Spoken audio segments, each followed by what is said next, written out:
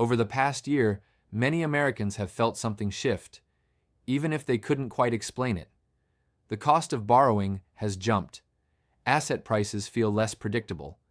Some people are doing unexpectedly well, while others feel like they're falling behind faster than ever. This doesn't feel like a normal economic cycle, and it isn't. What's happening right now is not just inflation, it's not just higher interest rates, and it's not just a slowing economy. It's a large-scale transfer of wealth, one that's already underway, and one that will reshape American society for years to come. Most people won't notice it happening in real time, but they will feel its effects.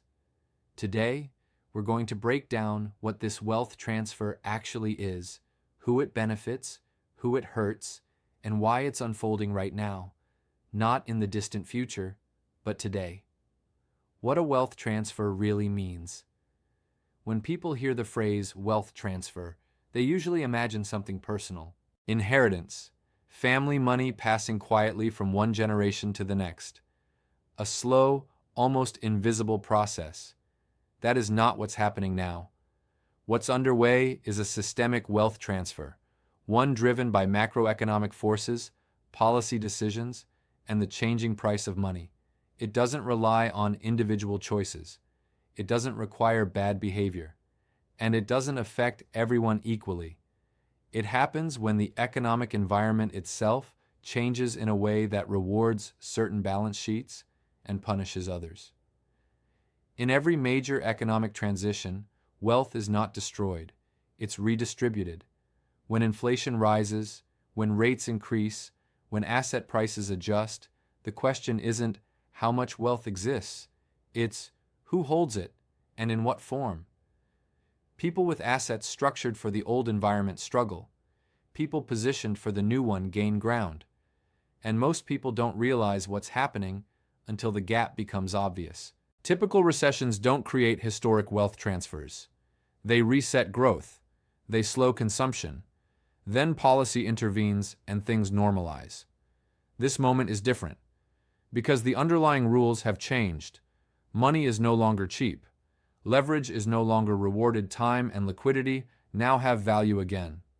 When the rules change, wealth migrates. Quietly at first, then decisively.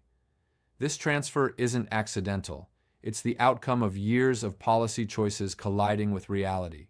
Years of low rates encouraged debt. Years of asset inflation favored ownership over income. Years of stimulus reduced the penalty for risk. Now those conditions are reversing, and reversals always produce winners and losers. Interest rates, the mechanism behind the transfer.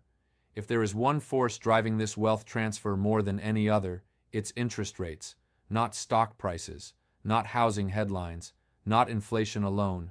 Interest rates. Interest rates are not just a policy tool. They are the price of time and risk. When rates are low, borrowing is rewarded. Saving is punished. Future promises are valued highly. That environment favors leverage growth stories, speculation. For over a decade, that was the world we lived in. When rates rise, the math flips. Suddenly, debt becomes expensive. Refinancing becomes risky. Cash flow matters more than potential assets are no longer judged by how fast they might grow, but by how reliably they perform now. This shift alone redistributes wealth from borrowers, lenders, speculators, holders of cash, future-focused assets, present cash flow. That is the core of the transfer. The rate shift didn't happen in isolation. It came after. Record levels of debt, inflated asset prices, years of suppressed volatility. Once inflation forced central banks, especially the Federal Reserve, to tighten aggressively, the environment changed almost overnight. And environments matter more than individual decisions. You can do everything right and still be on the wrong side of a macro shift. The silent advantage of liquidity. In this new environment, liquidity is power. Those with cash can wait, negotiate, choose timing. Those without it are forced to react. This is why wealth transfers feel unfair. They reward position, not effort, and they unfold quietly, through refinancing costs, valuation changes, and opportunity loss, not dramatic collapse. Who benefits first and why? Every major wealth transfer creates winners long before the losses become obvious. And in this cycle, the early beneficiaries share one thing in common: they don't need cheap money to survive. Liquidity becomes an asset again. For more than a decade, holding cash was a disadvantage. Low interest rates punished savers. Inflation eroded purchasing power. Risk-taking was rewarded. That dynamic has reversed. Today, liquidity offers something that was missing for years: optionality. Those with cash can wait for better prices, avoid forced decisions, take advantage of distress when it appears. In a tightening environment, patience compounds. Income over speculation. Assets that generate steady cash flow regain importance. This includes businesses with strong margins and low debt, income-producing assets that don't rely on refinancing, conservative balance sheets that survive volatility. These assets don't need optimism to work. They don't depend on future promises. They function in the present. And in periods like this, present cash flow outperforms future expectations. The advantage of being unleveraged. One of the least discussed benefits in this wealth transfer is freedom from leverage. When debt is cheap, leverage feels smart. When debt is expensive, leverage becomes a constraint. Those without heavy debt don't face refinancing pressure, don't need rising asset prices, don't depend on favorable conditions. This allows them to play offense while others are defending. That asymmetry is where wealth shifts fastest. Why this feels invisible at first. The beneficiaries don't look dramatic. They aren't making headlines. They aren't doubling money overnight. They're simply not losing ground. And in a system where many are quietly falling behind, stability itself becomes a form of outperformance. Who loses without realizing it? Wealth transfers rarely look like collapse. They look like underperformance over time.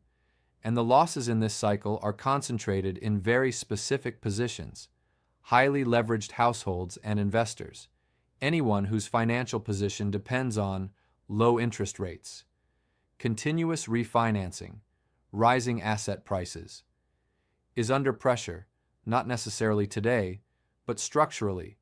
Higher rates increase payments. Refinancing becomes uncertain. Flexibility disappears. Even if assets don't crash, they stop building wealth. And stagnation is how wealth erodes quietly. Late-stage buyers. Those who entered markets late, at peak valuations, face a different problem. They're not over-leveraged. They're overpriced. Returns are capped. Opportunity cost rises. Time works against them. In previous cycles, stimulus rescued late buyers. This time, policy is restrictive. That safety net is thinner. Workers without pricing power. This wealth transfer isn't only about assets. It affects income. Workers without strong bargaining power struggle in this environment. Wages lag inflation. Job mobility weakens, real purchasing power declines. They don't lose wealth dramatically. They lose it slowly, through erosion. And erosion is harder to see than loss.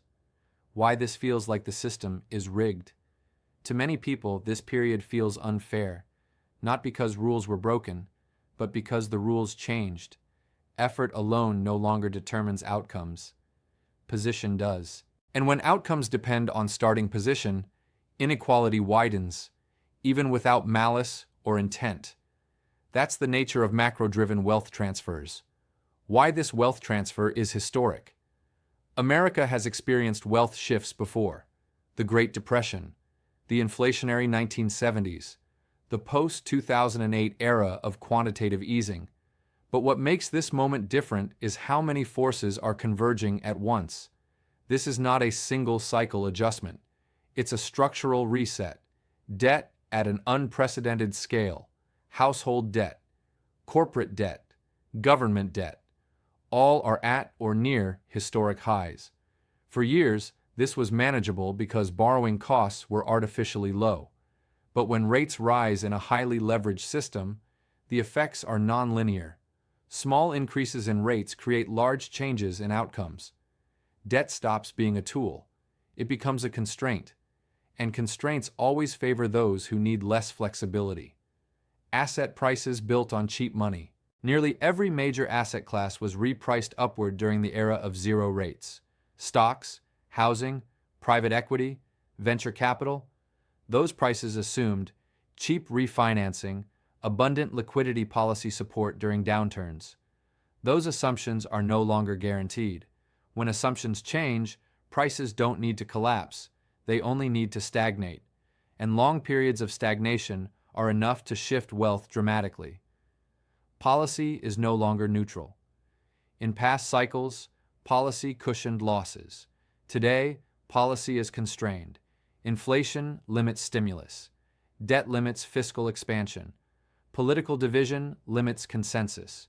This means the system cannot easily rescue everyone at once. That alone makes this wealth transfer historically large, because fewer safety nets mean more differentiation between outcomes. How this transfer plays out over time. Large wealth transfers don't happen overnight.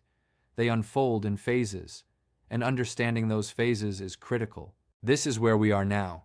Markets are mixed. Narratives conflict. Some assets hold up while others struggle. People debate whether this is temporary. Most believe things will go back to normal. They rarely do. Some balance sheets improve, others deteriorate. Cash-rich actors gain leverage. Debt-heavy actors lose options. Opportunities appear, but only for those positioned to act. This is when consolidation begins. Eventually, the new environment becomes normal. Rates stabilize at higher levels. Asset prices adjust expectations. Behavior changes. By this point, much of the wealth transfer is already complete. Those who adapted early benefit quietly. Those who waited feel left behind, without knowing exactly when it happened. The most important variable in this cycle is not intelligence, it's timing. Understanding the shift early allows for adjustment. Understanding it late means reacting under pressure. That difference alone determines outcomes. The biggest wealth transfer in American history has already started, not through collapse, but through a change in the price of money. Higher rates, tighter liquidity, and shifting incentives are quietly redistributing wealth from those who rely on cheap debt to those who control capital and timing. This isn't about panic. It's about recognizing that the rules have changed, because when the environment shifts, wealth doesn't disappear. It moves. And understanding that shift early is often the difference between adapting and falling behind.